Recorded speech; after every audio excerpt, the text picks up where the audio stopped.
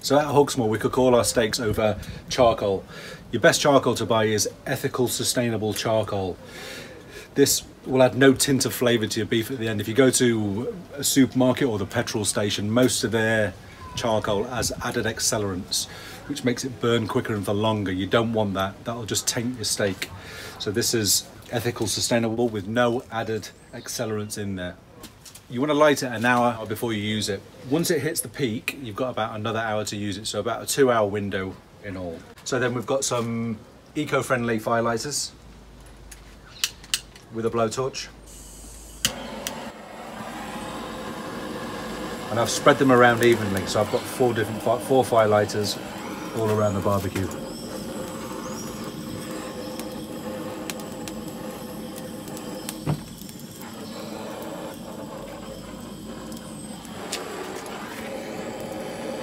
And what we're going to do is we're going to leave that for an hour, come back to it, we're ready to cook on. Okay, so now we're ready to cook on. When your charcoal's burnt white, that's when you're ready to go. You season your steak with Maldon sea salt. Again, generously all over.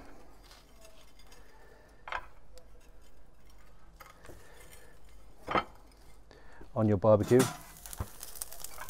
little bit more so. And that's the sound you're looking for. That's of the salt falling onto the coals.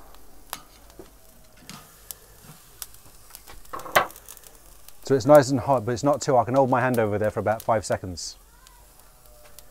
You put your hand over it and you have to move it straight away. Your barbecue's too hot. Leave it for a couple of minutes, keep moving it around. We're looking for a nice char with no bar marks. So we get a nice caramelization all the way around. Okay, once you keep turning your steak, you do have a lid. I'm not a fan of closing it down. I think it's okay to keep it open.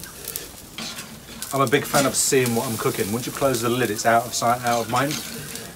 Yes, some people will close it, but I think this is it's a simpler way to cook your steak. So just keep moving it around and be patient. You want a beautiful caramelization on both sides again.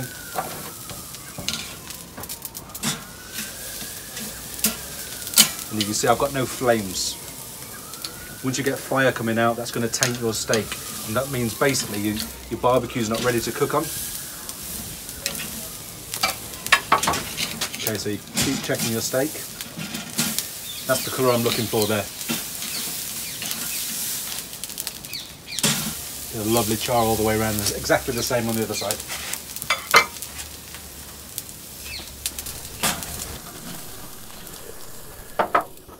And again, when you think you're nearly there, probe.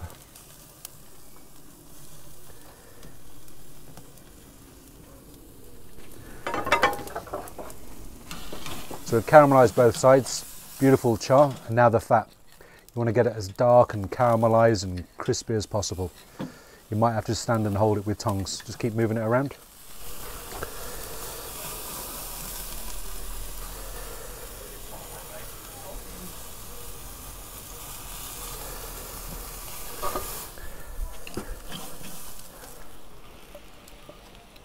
That's it, and then we're going to rest that for 20 minutes.